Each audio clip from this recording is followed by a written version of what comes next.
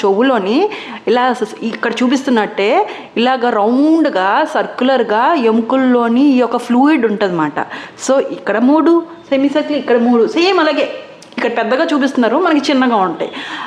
దీంట్లోని ఫ్లూయిడ్ ఉంటుంది, ఇలా నీరు ఇలా కారుతుంది చూసారా, ఇక్కడ బ్లూ కలర్ కనిపిస్తుందా మీకు?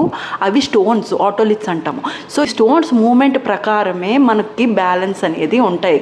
ఎటు సైడ్ యాంగిల్, ఇటు సైడ్ తిరుగుతున్నాము, ఇటు సైడ్ తిరుగుతున్నామని దీన్ని బట్టి తెలుస్తుంది. సడన్గా ఈ తేడాగా మూమెంట్ వెళ్ళాయి, అటు ఇటు ఇలా స్ట్రైట్గా రాకుండా అలా వెనకాలకి వెళ్ళాయి అనుకోండి, అప్పుడు కళ్ళు తిరిగిపోతాయి అన్నమాట. సో అది బీపీపీవి అంటాం.